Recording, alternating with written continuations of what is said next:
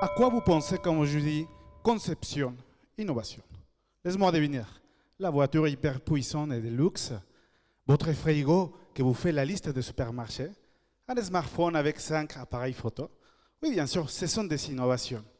Mais une chose est vraie, ces innovations ne concernent que 10% de la population mondiale, ce qui peut payer. Du coup, nous avons 90% des ingénieurs qui conçoivent pour eux.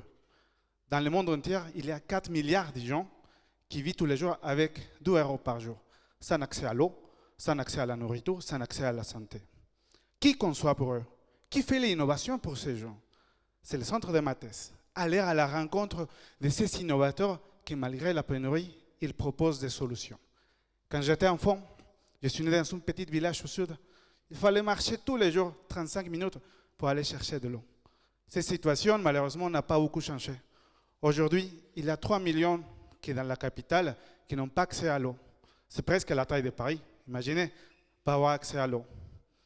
Autrefois, il y avait les dieux des Aztèques qui avaient des saisons appelées Tlaloc, qui faisaient la répartition des eaux de la pluie à chaque maison. Cette idée a inspiré 3 amis pour développer des systèmes qui stockent, qui purifient et qui font la distribution de l'eau dans chaque maison.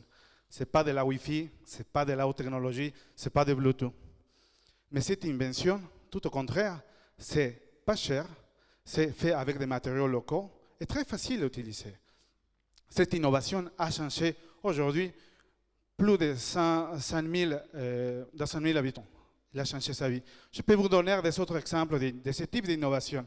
Mais quand j'étais à la rencontre de ces jeunes, ils m'ont dit, Miguel, on a des difficultés, on n'a pas d'outils, on n'a pas de méthodes.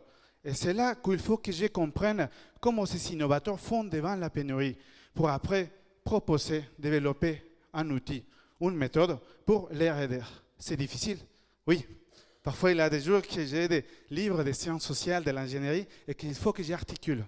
Mais une fois que c'est fait, quelle satisfaction est derrière ces innovateurs. L'impact de la thèse, c'est justement la collaboration. Ils m'ont dit, Miguel, pourquoi tu t'intéresses à nos inventions? On espère que nos inventions vont t'aider à ta recherche pour qu'après, nous puissions compter sur tes résultats. Louis Pasteur, il a dit que la science n'a pas de patrie. Et justement, cette science doit aussi bénéficier à ces ingénieurs qui ne sont pas dans les gros laboratoires, mais qui par contre, ils changent la vie de beaucoup de gens. Demain, avec les changements climatiques, on sera tous touchés par la pénurie. Mais soyez confiants que ces innovateurs, avec leur créativité, ingéniosité et mes outils, seront à côté.